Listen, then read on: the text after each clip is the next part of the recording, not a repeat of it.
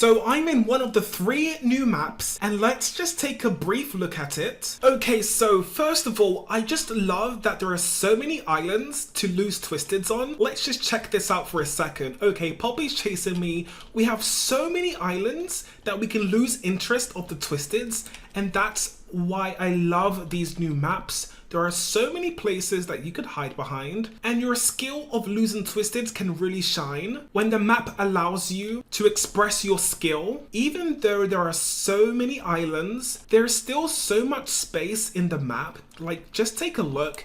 You can see so much of the map while still having so many islands, and this is amazing because it's in the early game of Dandy's World, so new players can really train losing Twisteds. But on the other side, especially this map, it's actually very large, and so if it's targeted to new players, they can actually get lost in these maps. I'm not really sure how big the other 2 are, but this map in specific is definitely quite large, and so new players may actually get lost and won't be able to remember which machine is where, so it could be a bit too big in my opinion for an early game map. But I guess it depends on the direction Qwel is going for. But Qwel did say she wanted to speed up early game, and having these massive maps in the early game isn't helping that. Remember when Qwel said last month, I've been wanting to make the early game a little quicker to get through honestly. I wonder if Qwel is still trying to make the early game faster, because these large maps definitely is going against that. So I wonder if Qwel has changed her mind about making the early game faster. Qwel said, thoughts on the 3 new maps from last update. Looking for positives and negatives. What do you like? What do you not? Thanks. This user said, I really like how there are lots of things to run around, if that makes sense. Excellent. It's not as cluttered as a few other maps, and the few open spaces are nice. This user said, amazing. Have enjoyed exploring around the maps. Also loved the lore. This user said, it was really good. It's just they look all the same, and I kind of wanted maps that don't look all the same.